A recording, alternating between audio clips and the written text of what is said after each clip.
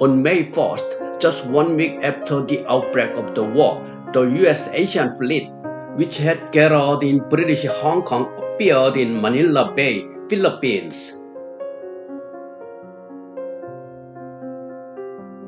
The American fleet, with 4 armored cruisers, conducted a surprise attack on the Spanish fleet, sinking 2 armored cruisers, 5 regular cruisers, and 1 transport ship into the sea.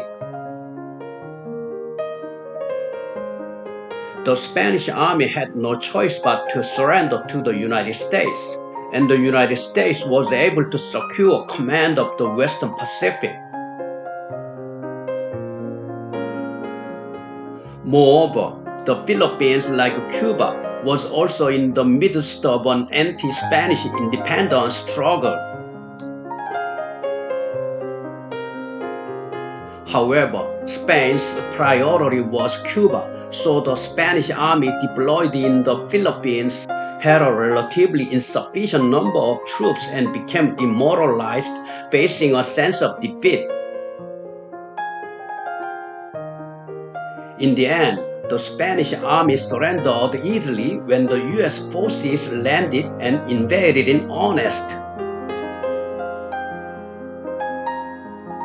Later, in Manila Bay, the British, French, German, and Japanese fleets deployed from Hong Kong supported the U.S. rule of the Philippines.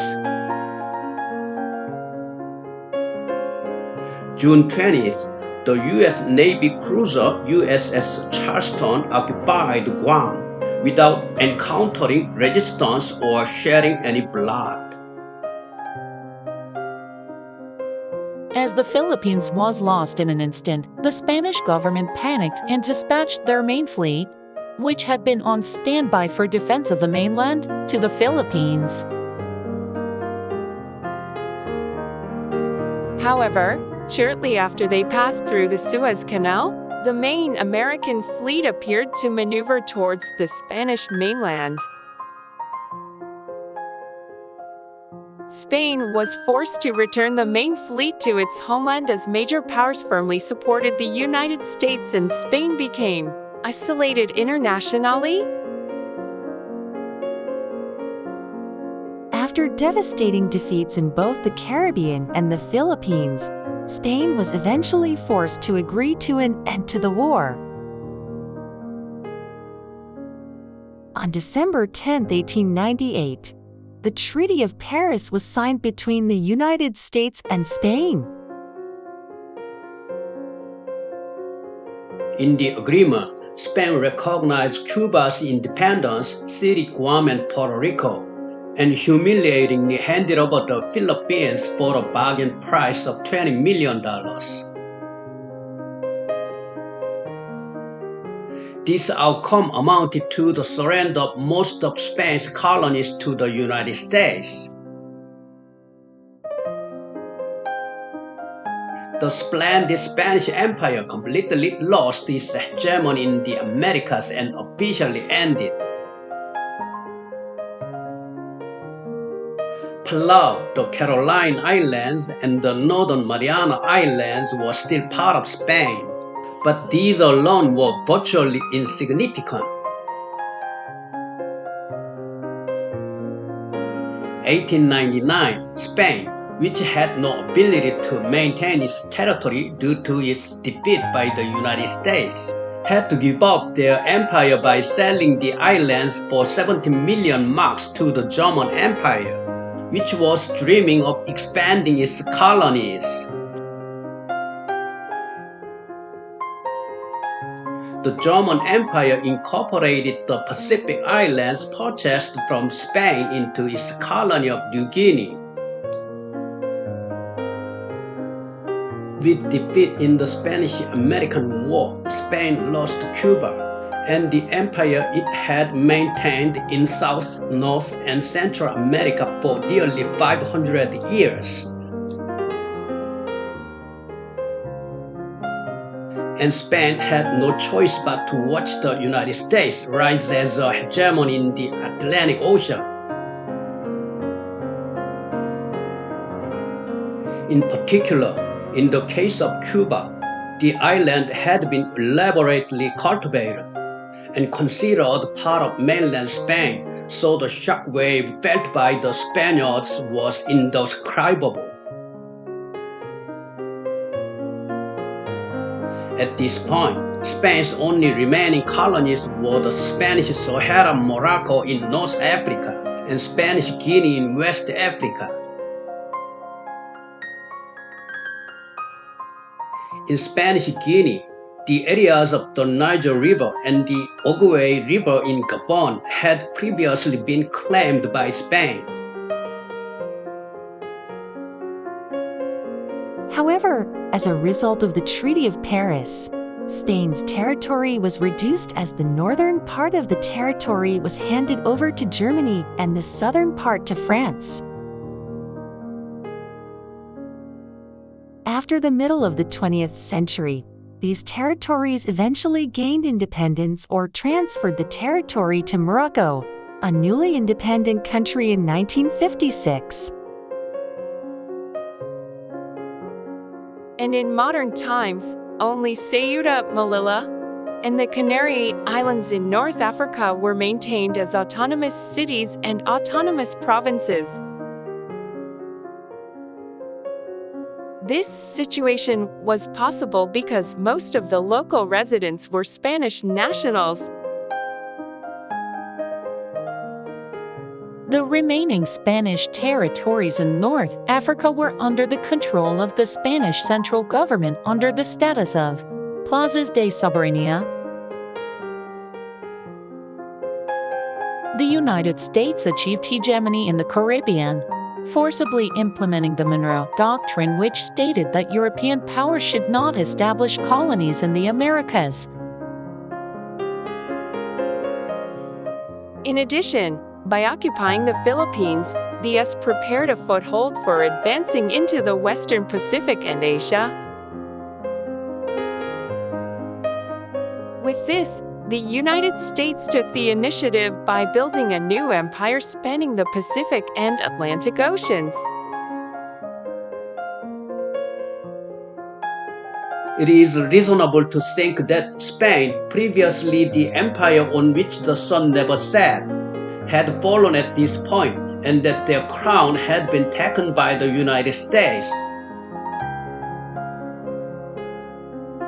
One of the reasons for the victory of the United States was that it declared war only against the Spanish army, with the clear justification of promising liberation and independence of the colonies from the Spanish Empire, rather than fighting against the Cubans and Filipinos. In fact, anti-Spanish resistance led by Maximo Gomez joined the Americans from the beginning of the American landing in Cuba. The black community in the US also strongly supported the Cuban rebels and supported the war effort, and black leaders such as Booker T. Washington encouraged the war effort against Spain. The 33 black sailors who died on the sunken Maine battleship were also used as a major agitation tool.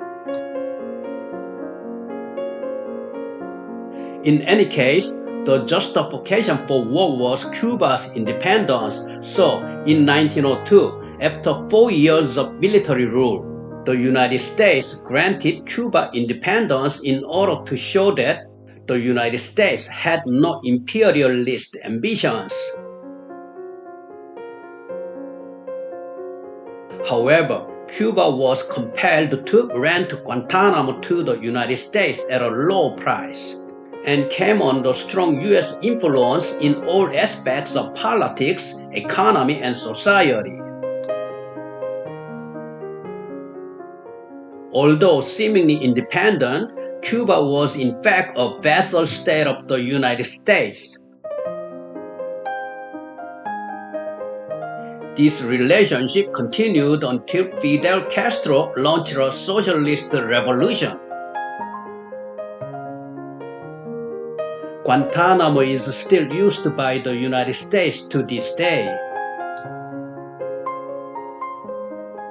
Some American historians consider Cuban independence one of the deadliest mistakes in American history, arguing that Cuba should have continued to belong to the United States like Puerto Rico.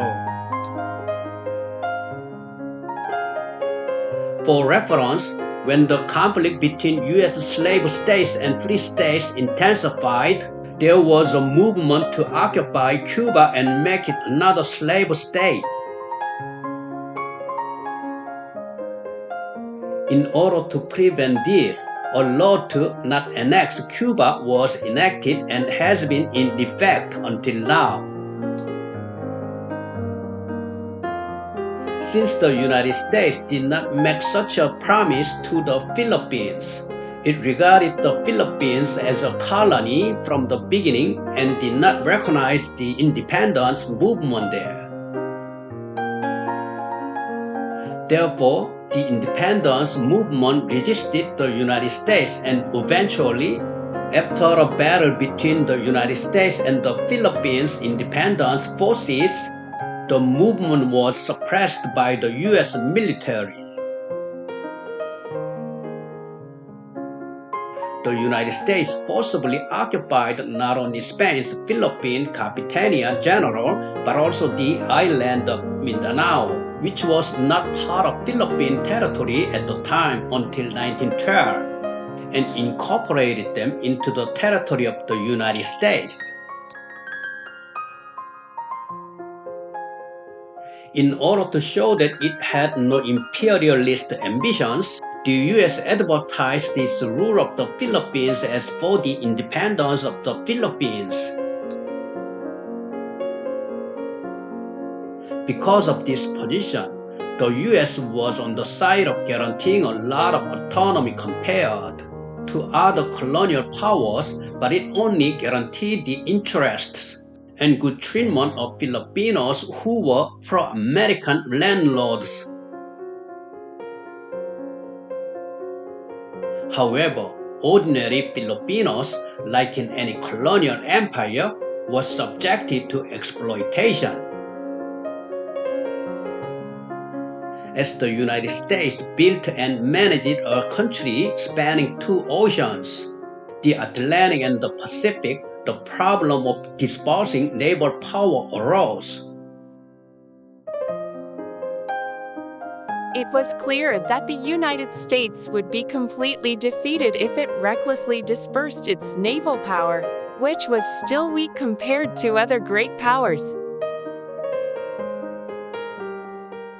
If naval power was concentrated on one side of the continent, the ocean on the other side could be abandoned. So, the United States was concerned? The way around the Strait of Magellan at the southernmost point of the South American continent was too far, and eventually the United States built the Panama Canal to solve this problem. Rather than going around more than 20,000 kilometers, a long distance that took at least several weeks, the Panama Canal made it possible to cross from the Atlantic to the Pacific Ocean in just one day. The construction of the canal brought about a major change in American foreign policy. The United States could no longer remain an Atlantic nation and transition to also being a Pacific nation.